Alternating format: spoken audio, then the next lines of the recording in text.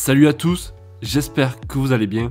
Dans cette vidéo, nous allons voir les 5 erreurs courantes lorsque l'on débute sur la résine. Avant de commencer la vidéo, je voudrais faire un petit rappel sur les équipements de protection individuelle. Lorsque vous pratiquez la résine, il est fortement recommandé de porter un masque adapté, des lunettes de protection, une tenue adaptée et des gants à nitrile de préférence. Si vous n'êtes toujours pas abonné à la chaîne et que le sujet de la résine vous intéresse, n'hésitez pas à vous abonner. Je réalise des vidéos sur la résine et en parallèle des vidéos sur l'aménagement de jardin. Vous êtes libre de regarder ce qui vous intéresse. On commence tout de suite avec la première erreur, c'est de ne pas bien doser la résine. Car oui, c'est la base pour réussir un projet en résine et pour qu'elle puisse ensuite polymériser correctement. Il faut pour cela une balance de préférence numérique pour avoir un maximum de précision au gramme près. Et donc pour que le dosage soit le plus précis possible, je rappelle pour les débutants qu'il y a 2 bidons à mélanger entre eux.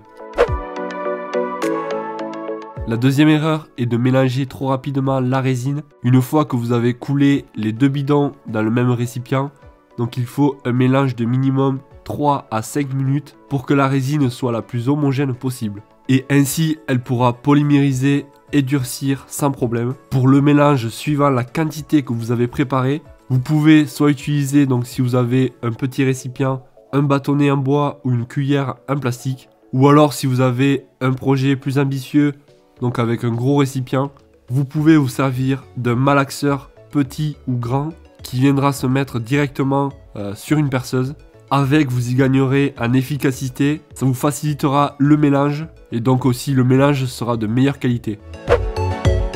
La troisième erreur à ne pas faire est de ne pas regarder le pourcentage d'humidité et de ne pas regarder la température dans la pièce ou l'endroit où vous allez couler la résine. Il est conseillé d'appliquer la résine à une température de minimum 20 degrés, donc il ne faut pas qu'il fasse trop chaud ni trop froid. Il faut aussi éviter les endroits avec un pourcentage d'humidité trop élevé, comme par exemple derrière une porte de garage ou une fenêtre, dans une cave, voire peut-être dans une salle de bain. Après, je ne vous conseille pas de couler de la résine dans des lieux ou des pièces où vous allez assez fréquemment, comme une salle de bain, salle à manger, etc.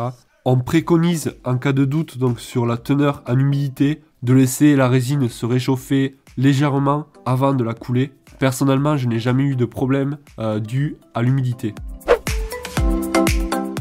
Ensuite, la quatrième erreur va être donc de ne pas avoir une surface sèche.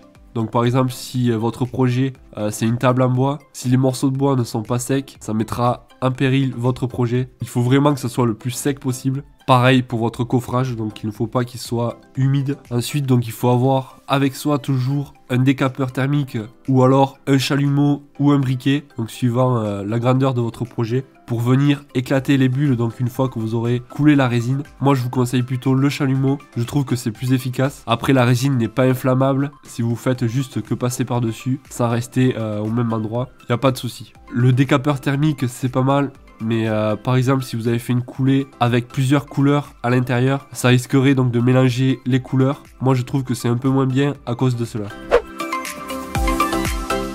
Et la cinquième erreur serait de ne pas avoir une étanchéité de son coffrage parfaite à mes débuts. Donc je pensais qu'avec seulement un peu de scotch et des agrafes, donc la résine ne traverserait pas. Seulement une petite ouverture suffit donc pour faire couler toute l'intégralité de la résine. Et si vous avez un projet avec beaucoup de résine, vous avez vite perdu pas mal d'argent et de temps aussi à nettoyer tout. Donc pour avoir un coffrage étanche, il vous faut mettre donc de la colle chaude ou du silicone dans les joints.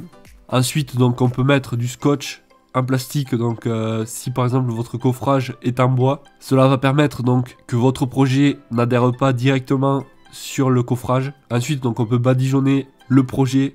Donc là, je vous laisse regarder dans mes vidéos, j'en parle beaucoup. Et une chose importante aussi, c'est de mettre de niveau votre projet pour que une fois que vous allez couler la résine, ça soit donc le plus plat possible. Je vous conseille aussi de couler doucement au début, puis voir s'il y a des trous ou des endroits où ce n'est pas étanche pour essayer de colmater la fuite et ensuite donc finir de couler la résine. Donc voilà pour ces 5 erreurs, j'espère que vous aurez apprécié la vidéo. Si c'est le cas, n'hésitez pas à mettre un gros pouce bleu. Je vous invite à visionner cette playlist où je vous parle plus en détail sur l'application de la résine. Donc vous retrouverez des conseils et plein d'astuces. Et aussi d'autres erreurs à ne pas commettre. Si vous n'êtes toujours pas abonné et que vous souhaitez recevoir d'autres vidéos comme celle-ci, n'hésitez pas à vous abonner et à activer la cloche. Moi je vous dis à la prochaine, ciao.